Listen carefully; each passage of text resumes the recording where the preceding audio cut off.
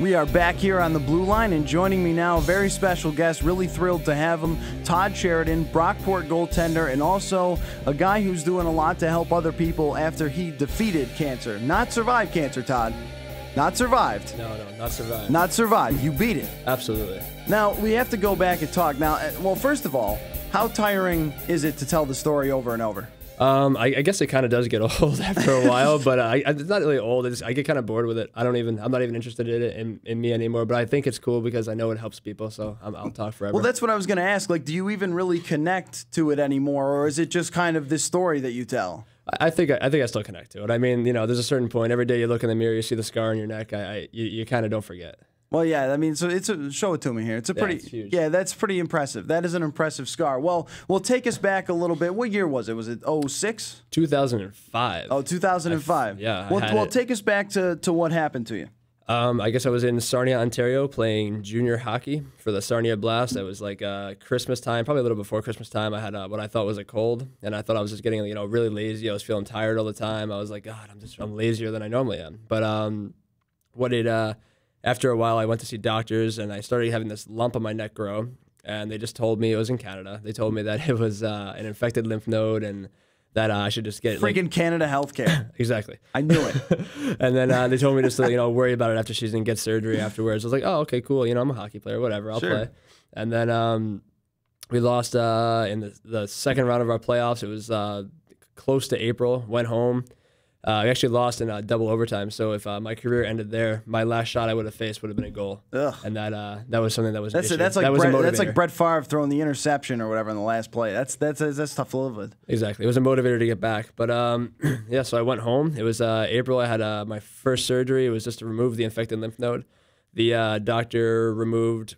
He told my family he removed the whole thing. However, when the results came back that it was cancer, he let us know that he basically cut it in half, which is probably the worst thing you could do for something like that. Yeah, exactly. Yeah, so I mean, I don't know much about being a doctor. Neither does he. Yeah, I was gonna say I like hockey, but I know cutting it in half is no good. No, that was a bad move. So after I seen doctors after that, like the next day we set it up. I had 6 doctors. It was all negative. They couldn't find anything there. It wasn't good, but. I was lucky to have a family doctor set me up to go see Dr. Greg Weinstein in University of Pennsylvania Hospital, and within 5 minutes he asked me if I've been chewing on my tongue, and I was like, "Well, I mean, I'm a goalie, but no, I don't think I don't often chew on my tongue." And I don't know, it was kind of a weird thing to ask. And then results came back that the primary source of it was in my tongue, and then. At that point, it was like, as long as I did everything he wanted me to do, I would have had a 70% chance of living, which was significantly better than the likelihood of it was a couple of days before that. Right.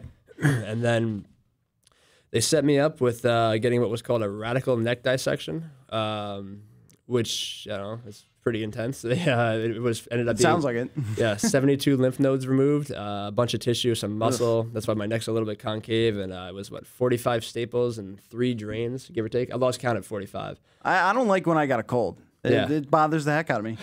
It's all relative now, man. Yeah, I tell you, right? Whenever I do anything now, other than stub my toe, I suppose they could remove my lymph nodes. Yeah.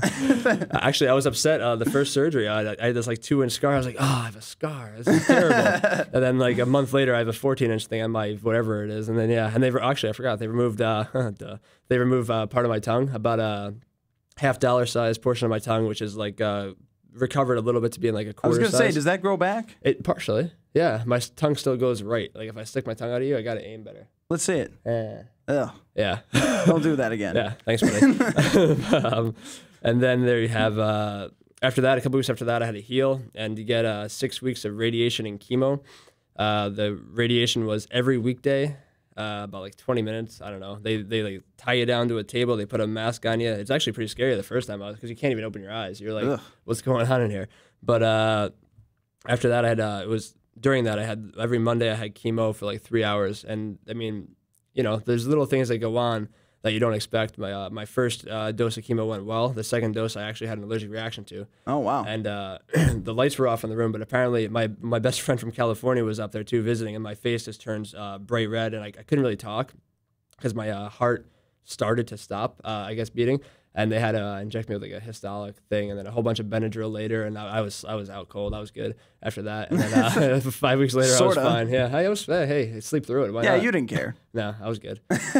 well, this is all crazy to me, like completely unfathomable. But I guess in the same way, like even if you've allowed 5 goals, you still keep fighting. Right? Yeah, exactly. I mean, it's the same kind of thing. I'm telling you, man. Being an athlete it's nothing like it. Like the challenge of cancer, I took it as a challenge. It's like being an athlete will get you through a lot of things if you have that mentality. Well, a guy who was a huge local star here, Craig Sharon in Rochester, played for the Yammers. He's been diagnosed with stomach cancer. Obviously, much different. But talk about that. Talk about like taking the athlete's mentality into fighting cancer.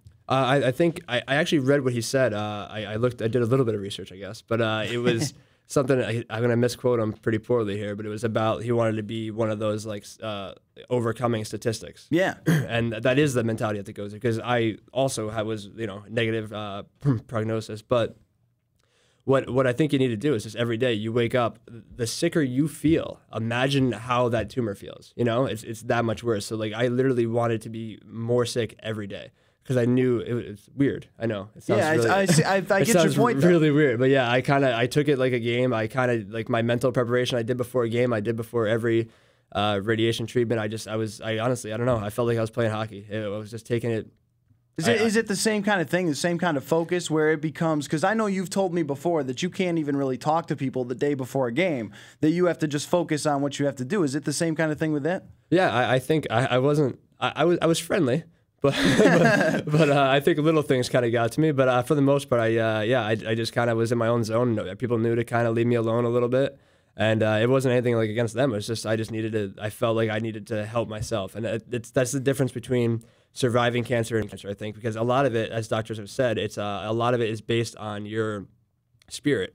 I mean, I broke it down to the idea of spirit, support, and determination. I had the best support group in my family. My doctors were unbelievable. I felt like I would be doing them a disservice to not be upbeat. My goal then was to try to keep the people around me upbeat because they're the ones who do beat cancer.